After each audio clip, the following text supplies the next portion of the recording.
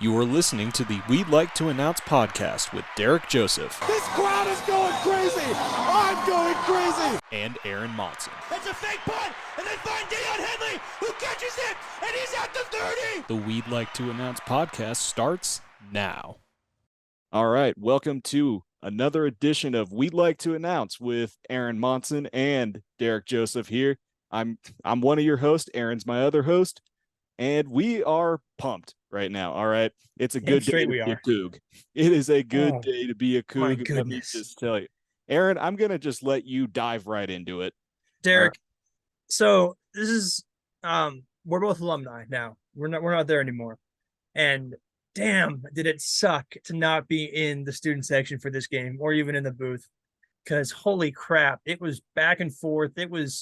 We took control right from the very beginning, but Derek, we just beat the number 19 team in the country. We are 2-0. Jake Dickert is undefeated against Wisconsin as a coach at Washington State, and it was awesome. I'm over the moon ecstatic right now, purely because the Cougar defense today shocked me in certain parts and there's one person that shocked me in particular, but we'll talk about that person here a little bit. I think you probably know who it is, but Cam Ward he didn't do horrible today. He threw for 251 yards and didn't throw a pick, and we didn't have any major turnovers. Wisconsin losing 3 fumbles. That is not what the number 19 team should be doing in the country, right? That is such an easy mistake to avoid. And you can't win games, especially against the Cougs when they're at Gisa Field, because as we all know, there's something special about Martin Stadium, especially when that place was sold out. I was looking for tickets just out of curiosity, and they were all sold out. You couldn't get a ticket. You would have had to it would have been impossible. But Aaron, let me interrupt you here for a second. Okay. The Cougs don't belong in the Big Ten, do they? No. I'm totally kidding, obviously, but the Cougs belong there. All right. Enough with all of this. The Cougs should not have been left out to dry. I said this the last time we talked with each other, Aaron. Like, this team is the real deal. All right. So let's stop pretending that they aren't. They don't deserve to be in the Pac-2. Come on. No. Or the Tupac. That was awesome. I love that. Made me smile. That was so funny seeing a fan go calling it the Tupac. But you're right. Jake Dickert said, like, after the game, he's like, we deserve to be a Power 5 team, and that win proves it. Last season does not prove it to me. We won 6 games last year. Was that what it was? 6 or 7 games? It wasn't many. I think it was 7. Okay, yeah. So we barely got a bowl game.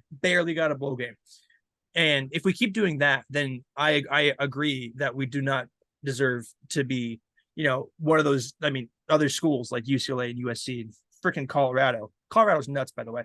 But if we keep playing like this all season long, because the same thing happened last year, we watched the last Wisconsin game together. It was intense, and it put us over the moon, and it set the bar for our football season that year to be right here, way up above our heads. Nobody expected us to win that game. This does the exact same thing. And for it to mean anything to me, I want the Cougs to just keep winning and to keep showing up for games like this, because this proves that we can beat basically anybody. Right. Yes.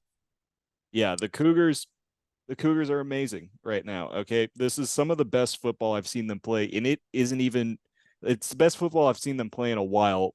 And they're not even nearly as good as they could be right now.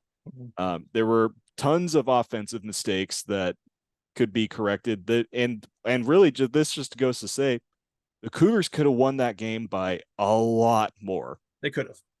This could have been an absolute blowout by them, but the third quarter has never really been the Cougars' strength, and it showed in this game. It 100% did. We gave up 13 points in the third quarter, a touchdown and 2 field goals. And that's what brought them up to 22 points. That's what made it a 2-point game. And by the way, that was a safety, by the way. It should have been 24-24. It should have been a 31-24 game, because that was clearly a safety that when Cam was tackled in end zone, right? Did you see that happen? Like, there's no way that couldn't have been a safety. Yes. Am I wrong? Thankfully, that didn't end up mattering in the end. No, you're right. It did. And it wouldn't have, even if we had given it. Well, it might have actually, because we would have had to punt the ball away. Yes. But we still won. And there were definitely some questionable calls. What is that sound? Oh, I started a timer on accident. Sorry, goodness. We'll cut that part out. That's what editing's for, man. It's all Yeah. good. Anyways, resuming. Cam Ward, when he runs with the ball, I hold my breath every single time. I don't know about you, but every single time he throws it, runs with it, he's just casually running around. Like, he's got great pocket presence. Like, when the offensive line collapsed and the DNs were coming in from both sides, he just moved forward, like, just without moving his head around. He avoided the sack a bunch of times, which is great. But when he runs with the ball, he's just running all lackadaisical, balls in one arm. He's standing straight up, not really looking like he's trying to run very fast. And that scares me, especially when he gets tackled from behind. Like, eventually that ball's going to pop out. And I don't want him to keep doing that because it scared me. You said the ball's in one arm. That ball never touches his arm. He doesn't cradle it like you're supposed to. He just keeps it in his palm, of that big palm that he has of a hand. And it's not enough. No, it never is. You need to secure that thing. It doesn't matter if you're Derrick Henry or got the biggest hands on the planet or the strongest grip strength. When you got a defensive back running at you at 20 miles an hour, the ball's going to pop out. Like, he needs to hold on to it more if he's going to run with it, because that's terrifying to me. And it did on that free play that he had too, where he ran it for was it close to a first down or a first down? And he ran it for that, and the ball did pop out and roll out of bounds, which it wouldn't have mattered anyway because it was a free play. But still, you want that ball security, right? It's that thing that's the thing that Pete Carroll used to cut guys for in the NFL.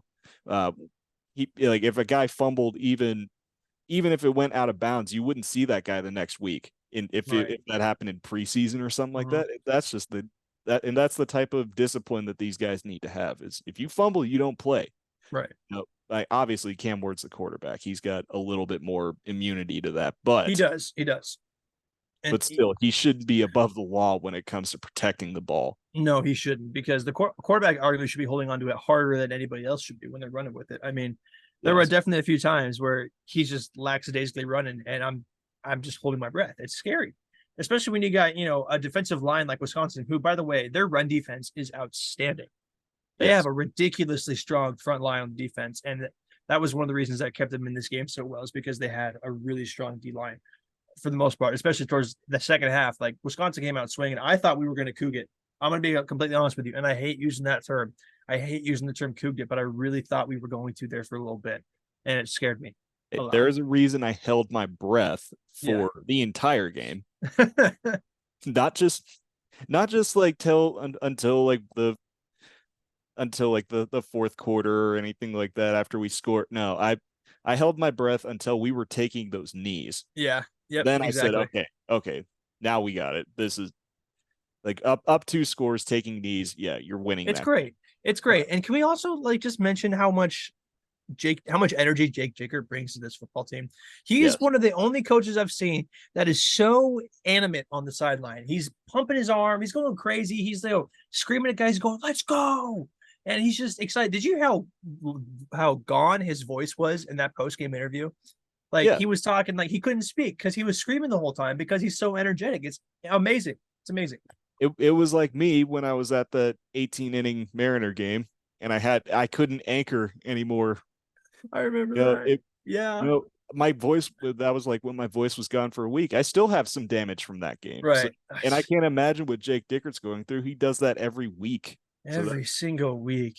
But here's the part I really want to mention about this game. Because you mentioned Wisconsin's defensive line and their pass rush. The Cougar defensive line and pass rush was amazing in this game. It and was. Particularly 2 players that have been in college. They seem to be the only people who spent more time in college than me. It's Brennan Jackson and Ron Stone Jr. And Ron Stone Jr. Those guys have been, I swear those guys have been there since before I went into college and after. So I don't care if we have 35-year-old men playing out there. Still amazing players. Doctoral students just trying to get making stuff happen. And oh my God, it was just, those guys were unstoppable today, especially when, imagine you're the quarterback And on one side, you got RJ Stone coming at you. And then the other side, you have Brandon Jackson.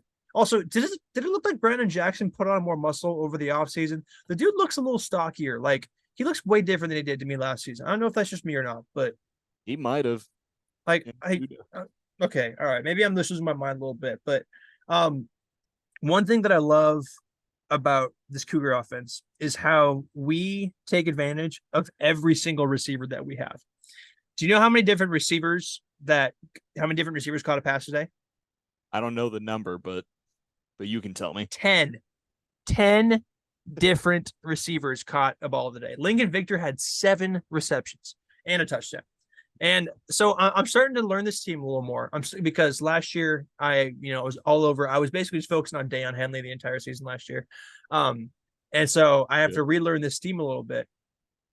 And honestly, my favorite player, if I were to buy a jersey at all right now, I'm buying Jaden Hicks. I'm buying Jaden Hicks' jersey because that dude is a force of nature playing out there in the backfield. I mean, he's neck and neck with every single guy. He's coming in.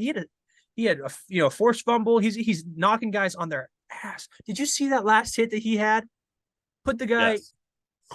That was one of the best hits I've seen by a Cougar defender in years. I can't compare one. I can't either because okay, for the record, Mordecai, the quarterback for Wisconsin, that was a total suicide pass by him. He had to have known he was leading him directly into a defensive back. And when Jaden Hicks is there and he stops you from going forward, if you're moving 15, 17 miles an hour, that's going to hurt like a mother. A hospital ball, as Brock Heward says. Yeah, a hospital ball. Thank you. And it's just that's probably a little bit better of a saying than suicide ball. Now that I think about it, but hey, a hospital ball. Yes, a hospital ball. You put dudes in the hospital with those kinds of plays. The way Jaden Hicks the way he was playing today, it reminded me of pre-injury Jamal Adams. That kind of that same, just that dude that's super fiery and is just in on every play somehow, even if he's lined up deep. He finds a way to come in for a loss in a run play. Yeah. It's like, where did he come from? He just shoots in like a dart, and it's crazy to see plays like that. And I love seeing the Cougs do this. I love seeing football be football, and I like seeing the Cougs do football well. It just makes me happy because it doesn't happen enough. It doesn't happen enough at all. Now, seeing the Cougs play football well, that's great. That always makes me happy. And this was a very well-deserved win, and huge. And a very well-deserved field storming, I'd say. Oh, 100%. I wish we were there for it, Derek. I really do. That it would have just been. I wish we were there for this whole WSU weekend for sports, and that's honestly going to bring me. It's a great transition. Like I want to transition here because it can't go unsaid what the WSU volleyball team's doing right now. Go for it. Lay it down for me. Oh man, this team is probably the best volleyball squad ever put together by any WSU coach, because you have all of the returning players from last year. You lost one player last year for the Cougars, and they have added at least 3 or 4 girls that have put this team on another level. They beat the number 8 team in the nation, BYU, and a team that, honestly, if you look at the numbers, they stack up way better than the Cougars. They almost double them in blocks. They get a bunch of kills and everything. But the Cougs, you go into that Bowler gym, that sold out Bowler gym, and you and I know very well the introduction to this podcast is me going crazy in a sold out Bowler gym. Yep. That place, it's hard to win in there. And the Cougars did it. They beat BYU handily, I should say. There's nowhere to go but up with that team. And a player I really want to highlight, just the newcomer, Iman Isanovich. She is incredible. They basically have just put another Pia Timmer out on the court. Yeah, who's also from Bosnia and Herzegovina, by the way. Yeah. She's also from Eastern Europe. Continue. Yeah. Yeah, and also just the Eastern European talent that this team has put together. You got Magda, you got Pia, you got Iman, you got uh and just any international talent too. You got Argentina, who's taken another step with her sets this year. Mm-hmm. She's incredible. Julia Norville and Mm-hmm. Carly Basham are still really good. Mm-hmm. Julia Norville with their serves, Carly Basham with the digs. Mm-hmm. I I cannot get enough of WSU volleyball right now. Well, it's like I'm looking at some of the stats from I'm looking at Iman Isanovic's stats from the BYU game. Um, 20 kills with a 41% like attack. Like that's dumb. Like that's just dumb. And coming in, it's like saves. What? Gosh, I'm gonna have to Shouldn't be just keep that going. good. No, it's not fair. It's not Yeah. fair. So and this is and I talk about these two teams just because the thing I'm looking forward to the most right now is it's just the fact that we're we got left hung out to dry, but our teams there's nobody told our teams that apparently Mm-hmm. because Nope. every single one of them is off to a hot start right now. I'm pretty sure soccer's doing really well too. I don't pay enough attention to soccer to really know, but I haven't seen it. I haven't seen anything about them losing. Right. So I haven't either. And they did set like another record for most attendance on like an opening night for a soccer game or during the week of welcome, I'm pretty sure. well, they always Yeah. do. Yeah. So It's always just full of people, which is awesome. and Yeah. It's just it's and insane. also the newly remodeled Bowler Gym. I have to see that place. I need Man, I just they do all the cool stuff after we leave. I don't get it. That's just that's a not fair. that's That's a just hey not cool. that's just a fact of life right there. Yeah. You leave elementary school, you get the cooler playground right afterwards. You leave your junior high or middle school, they start giving them better lunches, and then high school you get a new football field right after you leave. That's just life. You're And right. That it's, is. it's the same thing in college, but and I just looking forward, I don't think Cougar volleyball is going to really.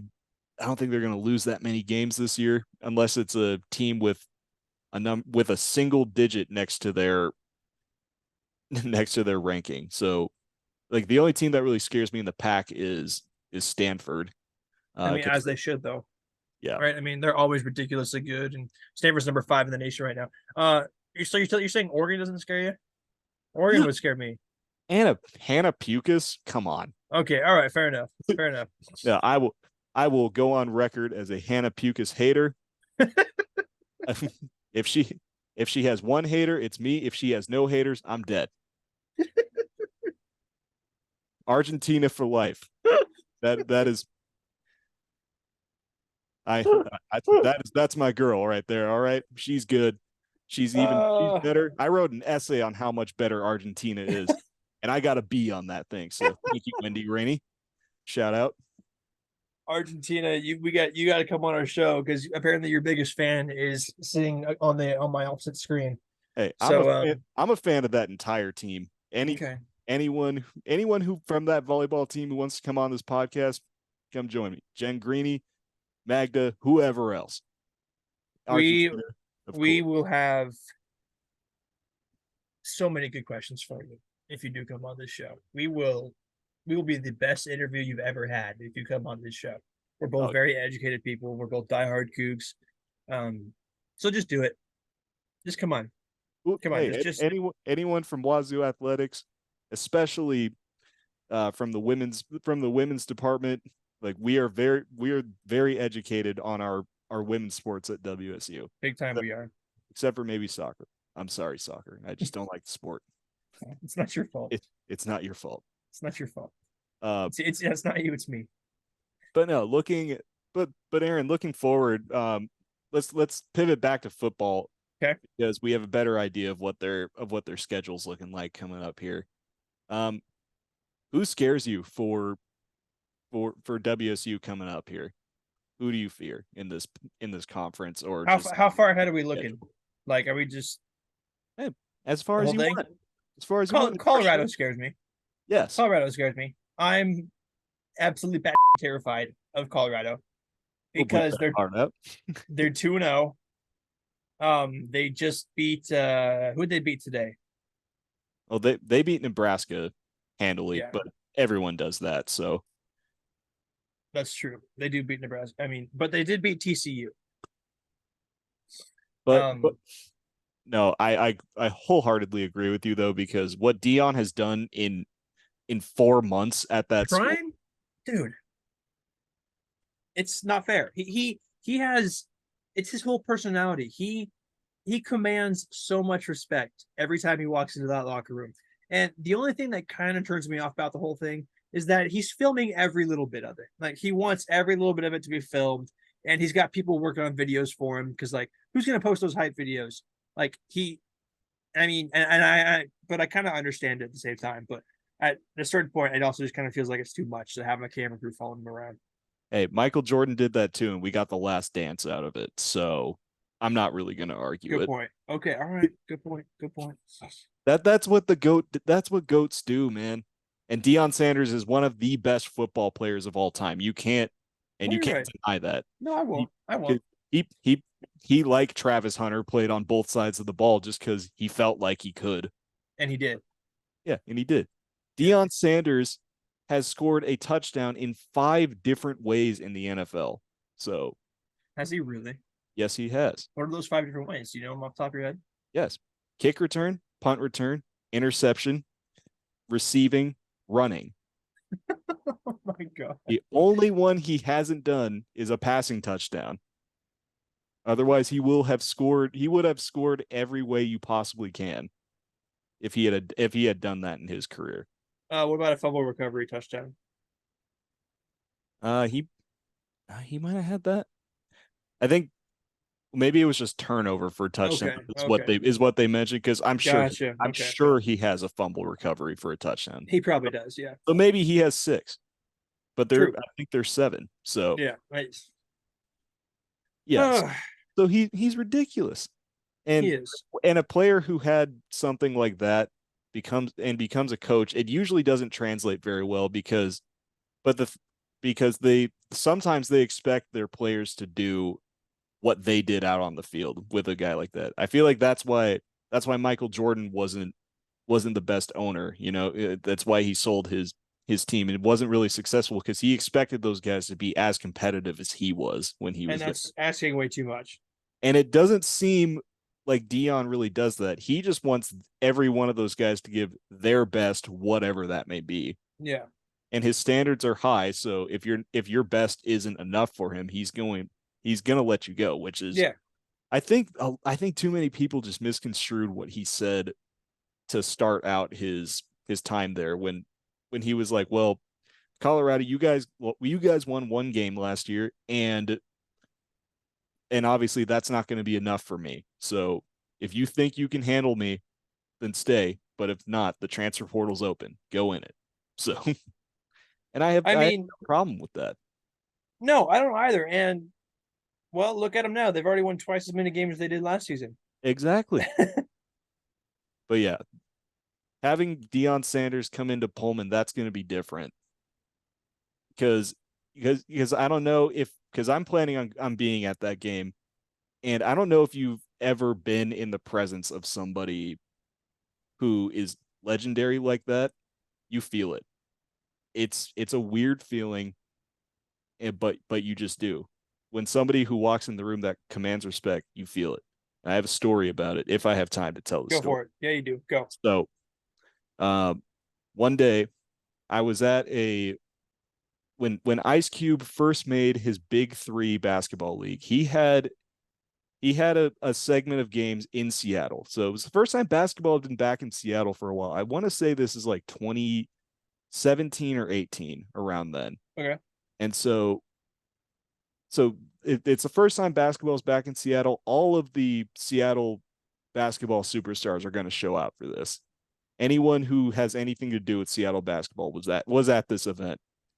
And the thing I saw that just blew me away was Bill Russell walked into the stadium. It hadn't been announced. He was on his walker. He was coming in with his wife. He comes out of the tunnel, and the thing I saw happen, this is the most amazing thing I think I will ever see happen in sports, is he just walks out. Nothing was said.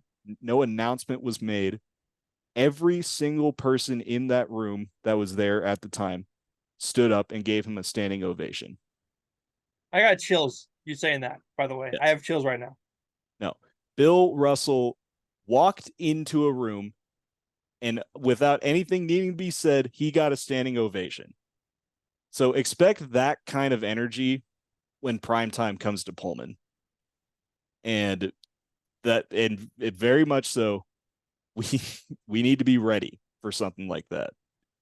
If we want to prove that we belong with the big dogs in any of the Big Tens, the Big 12s, we need to not let that fame get to us and just play our own game, right? And we'll be fine. So I have a question then regarding, that kind of energy and that kind of person being in, just being somewhere where they never been before, right? Because I guarantee you Deion Sanders has never been to Pullman, Washington for anything. No. Is it going to be the kind of thing that okay, this may sound like a dumb question, but is that a must-win game? Or is that a keep it as close as you can? And obviously, I want to win every single game we play. But, so they're the second to last game that we play in this season. The only other people that I'm really worried about are Oregon State and Oregon. Those are the only other two teams I'm worried about. So let's say we win every other game besides Oregon State and Oregon. That puts us at 8-2 going into that game against Colorado. Is that a must? We had a secure bowl win, a secure bowl game, and we're going into the Apple Cup the week after. Is that a must-win game, or is that just to keep it close to prove that we can compete? I think I want to say this. I want to say you play a good enough game to where Coach Prime says something good about you in the press conference. So you make okay. If you make Coach Prime respect you with because he has the entire media in his fist right now. Yeah. That does Coach Prime. Mm-hmm. He has them at his will and at his beck and call.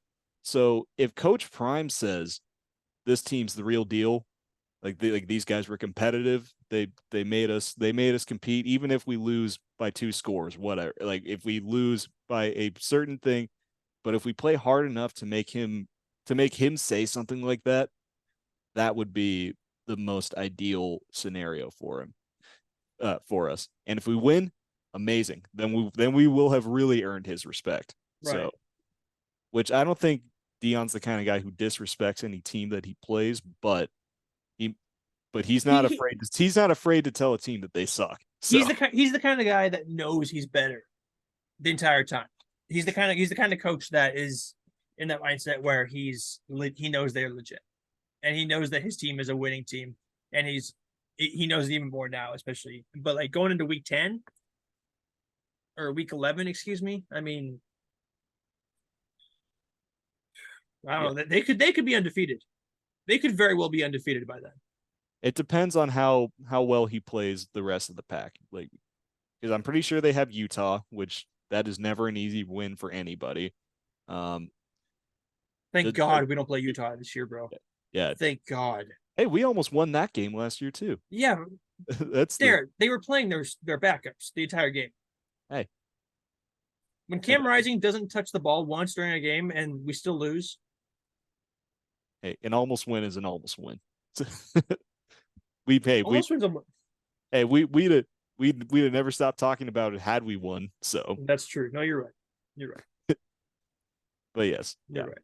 We did almost beat their backups, but we almost legitimately beat Oregon last year too.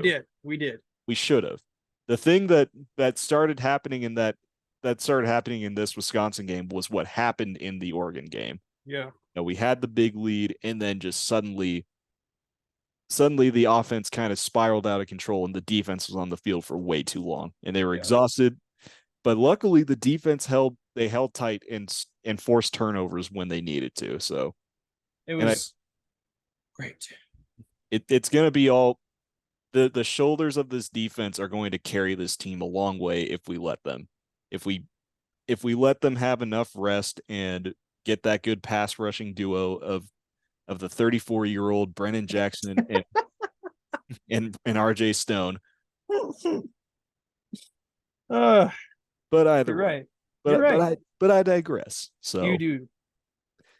Okay. So since we're almost out of time, I want to ask you one more question before we head out of here.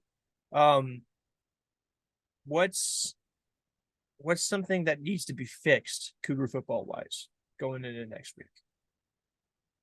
Cameron Ward needs to learn when to throw the ball away.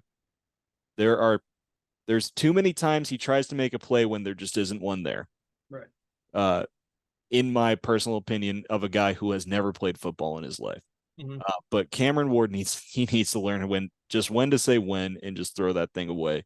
Because he didn't give up any turnovers this time. That doesn't mean that won't happen next time. Right.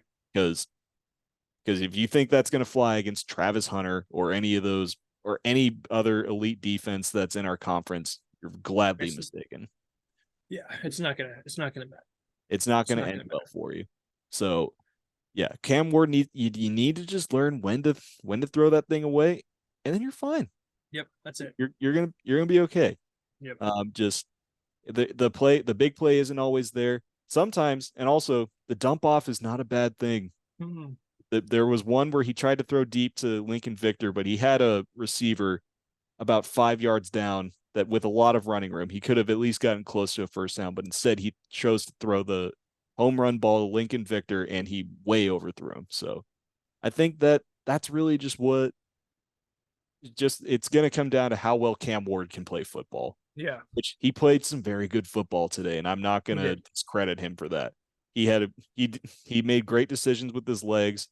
But just clean it up a little bit when you're feeling the pressure. That's all. Yeah. That's all I want out of you, Cam. I agree. I think that's the best way to put it. And Aaron, any closing thoughts on the Cougars? I get really nervous. I think the centers need to do like 200 snaps every day next week to some quarterback, because those two that went over Cam, you can't be doing that. You can't be doing that against Oregon. You can't be doing that against Colorado. You can't even do that against Wisconsin. We just got lucky. Especially not on your 1 yard line. Oh my God. I know. And like, wasn't Cam like he wasn't even like really shotgun or under center. He was like halfway in between, and the ball just went way over his head. Didn't love it. That's what he needs to work on. I need our center to get it together and stop scaring me with those wild snaps. Yep. All right. I think that's a good way to end it. Cougars, listen to us. Yeah, because we know both guys who have never played football in their lives. We know what we're talking about. I played Madden. I played Madden 24. Hey, that's more Maddens than I've played in the last 5. So, there you go. I think Madden 19 was my last one I downloaded. Oh my God, I love it. So yeah, well, that was the second episode of We'd Like to Announce with Derek Joseph and Aaron Monson. If you want more of us, I don't know, like and subscribe. If you don't like what we talked about, then don't listen. But thank you for listening to us rant about the Cougars tonight, and thank you. Have a good night. Cougs.